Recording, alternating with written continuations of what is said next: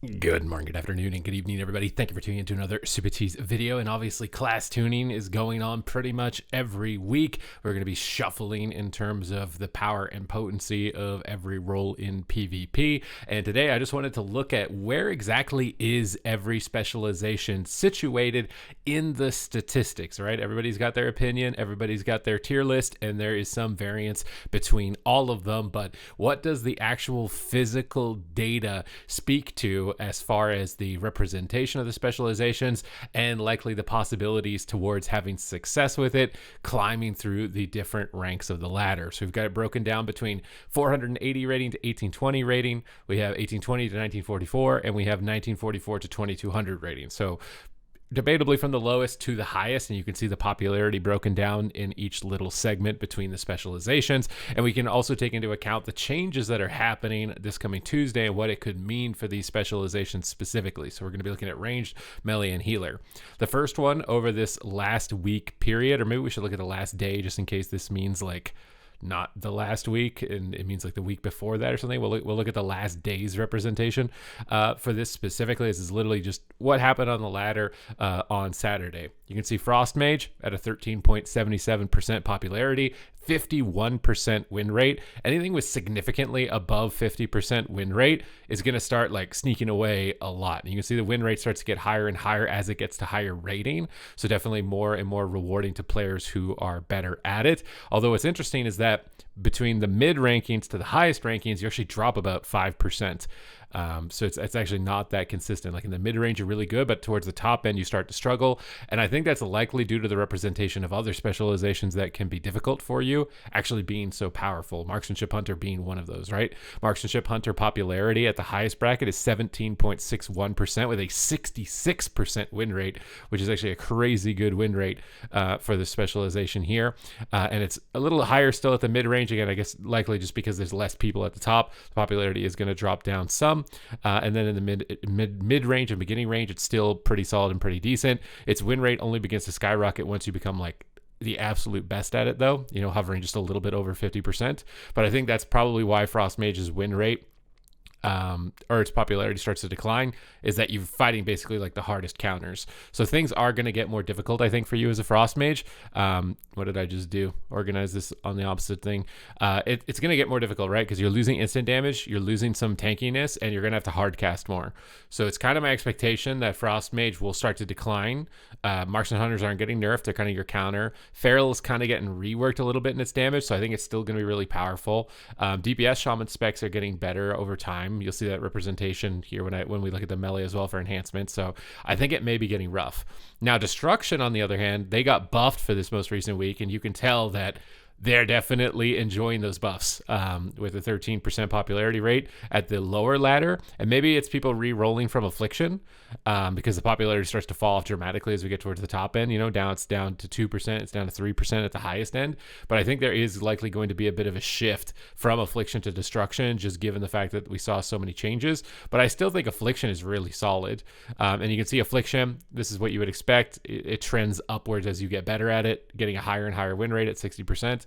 Towards the top end at 13% popularity at the top end. But this could also be just some lingering numbers from the first week where Warlocks still have their MMR and their CR and they haven't queued enough.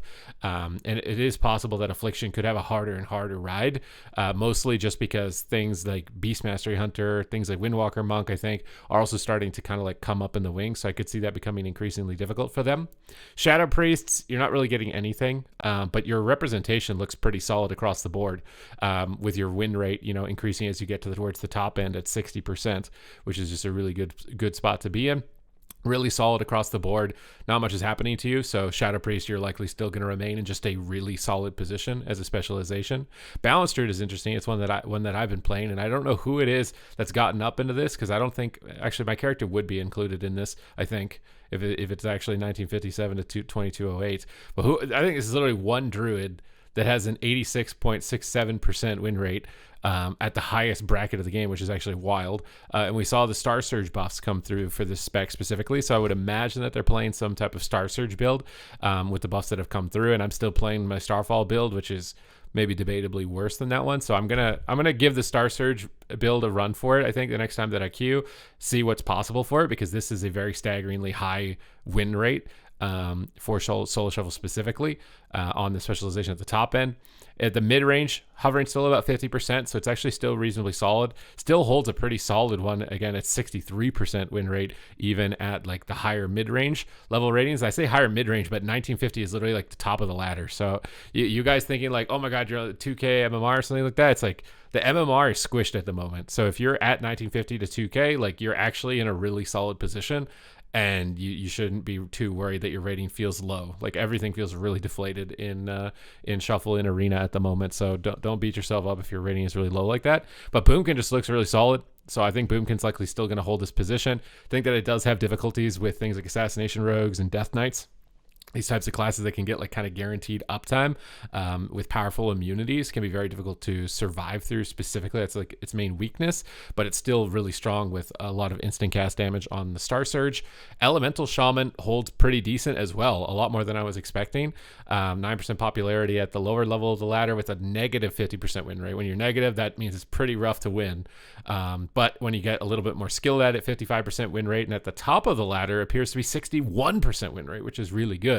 And I think it's likely because you kind of counter the specs that everybody has been playing since week 1 and week 2, which is like the Affliction Locks, the Frost Mages, like these double casters. You do really well in those situations as an Elemental Shaman, and those situations happen more at the top end of the ladder. There's a lot more melee representation at the bottom and a lot more range representation at the top, so you do better as you climb the ladder. So unfortunately, if you're a first-time Ellie player, you're going to be in the hardest time of trying to do well on the ladder, and as you get better at it, it gets easier and easier. But Ellie seems to be just in a really good position. It is getting the rework in 11.0.5, but that's probably still down the road.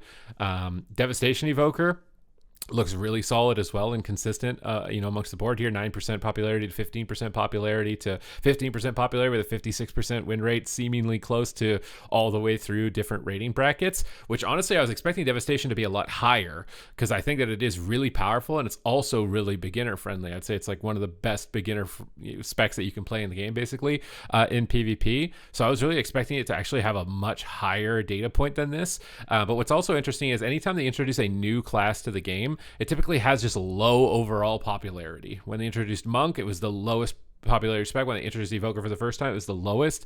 And I think it's because picking out something new has that initial barrier of like, you got to learn how to play this class. And that comes with a lot of negative emotion too, where it's like, I feel bad at this and I don't want to do that. I'm just going to go back to the class I played before. So maybe a lot of people don't. It takes a while before specs like popularity starts to increase, given that kind of initial friction that comes with trying to learn anything new. But Devastation just looks really good, really solid across the board. Demonology, though, this is when we're starting to get down into like the less well-performing specializations. Okay, you're only 3% at the lower bracket, 3% towards the mid bracket, and then 1% towards the top end. So its popularity is really low. I think this also goes with the fact that Affliction is just so amazing and fantastic right now. And then Destruction is also, now that it got its damage tuned up. So Demonology doesn't really have that same type of punch that Affliction or Destro has. It has a lot of like frustrations with its pets and things like that, and managing those types of abilities in PvP situations with counters, especially towards the top end. And its win rate at the top end is really bad. I mean, look at that. It's a 41% win rate at the highest rankings of the ladder. That's a very bad win rate. Interestingly enough, it goes up at the mid, but at the absolute top end, everybody is bullying you.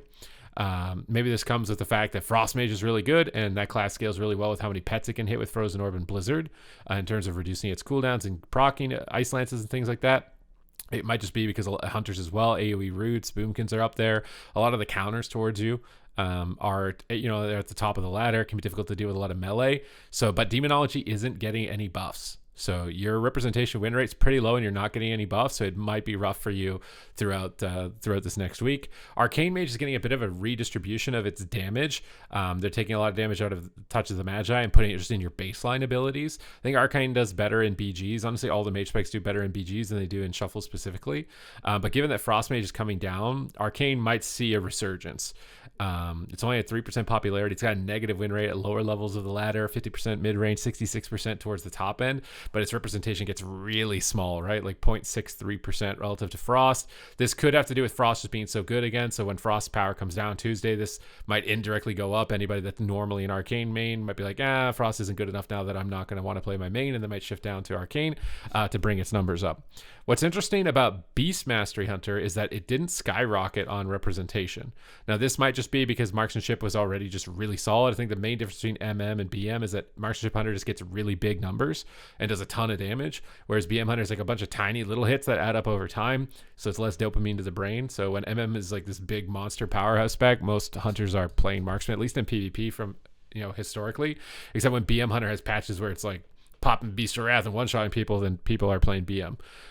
But its popularity at the highest level of the ladder is really good, which shows that putting in effort into playing it will definitely reward you as you get towards the top end. And maybe we'll just continue to see that trend.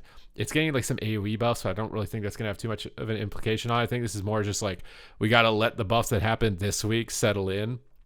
And before we're going to see the representation go up, but also MM isn't getting nerfed, so it's not like there's a lot of attention being drawn to it. But I think BM is actually getting into a much better spot, despite necessarily these popularity numbers towards the bottom. Fire Mage, on the other hand, need a lot of help. You can see there's not a single Fire Mage towards the top end of the ladder, so we don't have any data for that. 0.3% towards mid-range and only 2% towards the bottom.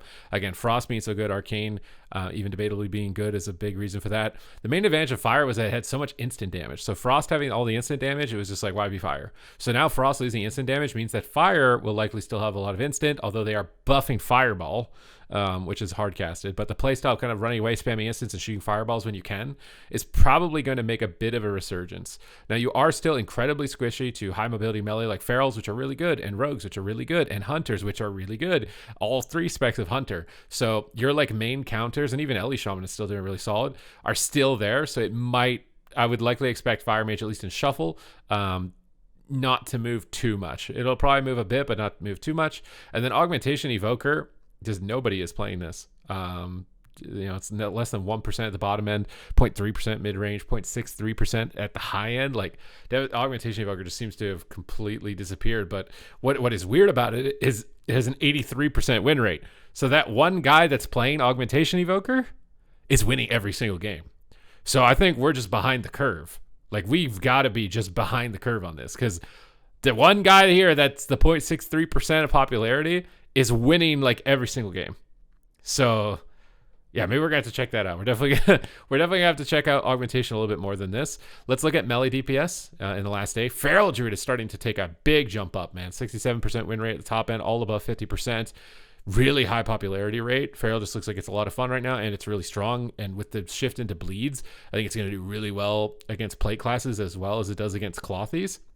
So it's likely going to be, just increasing from where it is.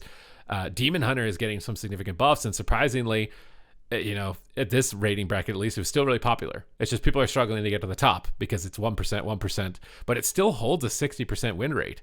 So the fact that it holds such a high win rate, even though the popularity is low, tells me it's just like these are just diehard Demon Hunter mains that are still playing it, and they're not going to re-roll to any sort of Fodom spec.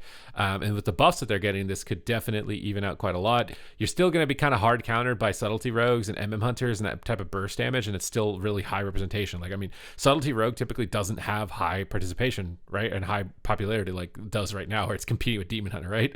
Usually it's Rets and Warriors are way higher. So this is like a first in a long time, I think, where Subtlety Rogue gets a 10% popularity rate, a 50% win rate, 56% win rate, and then gets above 60% at the top end. The representation is pretty decent, solidly, relative to other specs across the board. And we are seeing nerfs to it, but I think it's to a build that like only really like cheesy one-shot players are playing. So it's likely going to still just remain in the same spot that it was coming in on Tuesday. Retribution Paladin, I said it was kind of weak, but it's still holding really strong. Although its popularity is down a lot from where it was in Dragonflight and maybe some of its like most powerful history points, but relatively it's, I would say, in a pretty solid spot. This number doesn't seem too bad. 9% to 6 to 8%, holding above a 50% win rate across the board. Frost Mage power coming down means that you're going to increase in viability. You get countered by those like double ranged quite a lot. So I think that Ret's probably going to be in a pretty decent spot. Hunter buffs, you synergize well with Hunters. It's probably more debatably that Warriors just aren't in a great spot. Like Fury Warrior actually fell below Arms Warrior, which I'm very surprised, because Fury was really popular. I guess maybe this is only taking into this popularity into account. But when we look at it, like Fury's fallen a bit, although towards the mid range it's not, and towards the top end it's absolutely not. So this is like Arms Warrior players that just love playing it, and then the one dude who's trying to make Arms Warrior work at the top, which means it still has possibilities. It's just you're going to be working against the grain a bit, but Arms Warrior definitely still has possibilities. Fury Warrior as well, although I would say that Rogue and Feral I think are starting to run away as far as like being debatably the best. Enhance is starting to claw its way back as well, although it's a negative win rate at the lower end. It's getting up to a 3%, above a 50% win rate, and at the top end has a 65% win rate. So Enhance the Shaman is slowly climbing its way back. Again, main problem for it is mobility, and maybe that will be alleviated in 11.0.5 when Stormbringer gets an update and it's giving you a lot more mobility specifically. So as far as that, I don't know if it's going to change too much, but it doesn't seem like it's complete train wreck if you want to be going after Enhancer Shaman, at least in Shuffle. Assassination Rogue still holds really solid numbers, 8%, just under a 50% win rate at the lower end, which, I would expect that with Rogue, who's like a beginner rogues, and, medium level rogues are probably not winning as much, but then as you get higher, 62%, 61% win rate, which is a lot better. So Assassination Rogue just looks like a really good pick right now, and it's doing well across the board. Unholy DK, similarly, your popularity skyrockets at the top end, though. You are very popular at the top, 32% popularity with a 60% win rate. And Unholy DK, I think the talent that they're nerfing, Mez at least, is already just not even playing. I think it's like a Doomburst talent. So you're probably totally fine. You're going to just be absolutely insane on Tuesday. Windwalker holds decent numbers, 6%, 11%, and 9% as far as popularity across the brackets, holding above a 50% win rate in everything. Frostmage is coming down, and viability is going to help you a lot, especially if the popularity of the spec goes down at all, because you're really struggling with mages, but hunters will still be a bit of a pain point, and Ellie Shaman having such a high marker as well might be difficult, but I wouldn't say this is a bad marker to be in. Like this number of like 6 to 10 is like, that's like ideal. That's where you'd want to be. Survival Hunter, again, holds strong, above 50% win rate across all brackets, 5 to 10% popularity. It gets more popular towards the top end, so these really sweaty Survival Hunters at the top are definitely making it work. Frost DK, you have a 70% win rate at the high end. Is this the highest win rate? I need to look at, I think Boomkin is still, right? Pretty sure Boomkin is still the highest win rate, 86%. That one Boomkin, that is just the best Boomkin in the game. But you're definitely a high win rate, which is very surprising, especially in Shuffle. I was not expecting Frost DK to be performing that well. So Frost DK likely is actually pretty solid. It's likely just that it's competing with Unholy, right? As far as like what spec are you going to play? What do you find more fun? And as far as like that's concerned. But then Outlaw Rogue is just, which is weird because I don't think it's as bad as these numbers are giving it. I don't know if it's just because Assassination's a bit easier to play, and then Subtlety is just really good, and maybe it plays more like what like a PvP rogue expects a rogue to play, whereas Outlaw Rogue plays kind of more like a warrior. So when sub is good, everybody wants to go sub. They only really play Outlaw when it's just factually better on paper, because I don't think it's this bad. Its win rate is still above 50% across all brackets, but its popularity is like 1% and Outlaw Rogue I don't think is getting any buffs, not getting any buffs. So this might be like the diamond in the rough, or it's just one of those things where like if you're a rogue player, the fantasy of rogue is fulfilled more from subtlety and assassination, and Outlaw Rogue is more like a beefy brawling melee type of class, although you can play it for control. It doesn't have the same type of burst. I think it's kind of the same thing as BM Hunter. Outlaw Rogue doesn't have those big numbers that give you dopamine. It's more like sustained little hits like BM, so its popularity is lower. I think people generally like some big hits in their kit, so it doesn't have that kind of burst one shot that a lot of people are going for that makes you feel so good.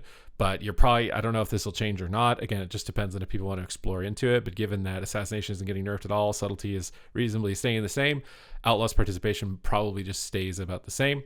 When we look at healers, now Discipline Priest, oh my god, 66% popularity at the highest part of the ladder.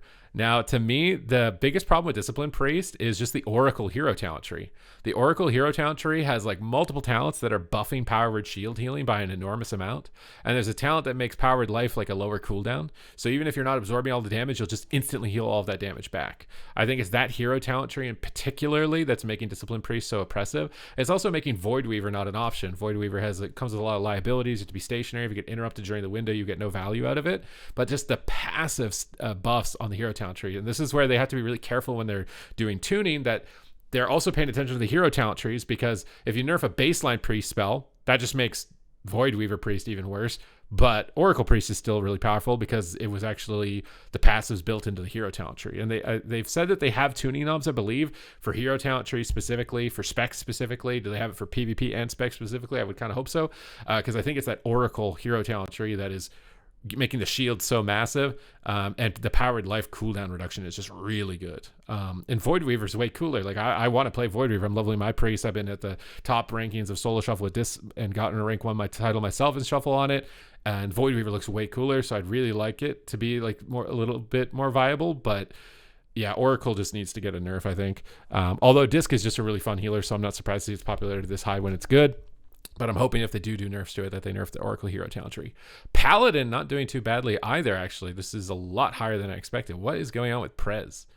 What is going on with Prez? Is everybody just like trying to hide how OP it is or something like that? Prez's popularity kind of fell off a bit here, although towards the top end, it's the second most popular healer. And honestly, even in this mid-range, maybe it's just it's less popular at the low ratings because nobody's low rated with it.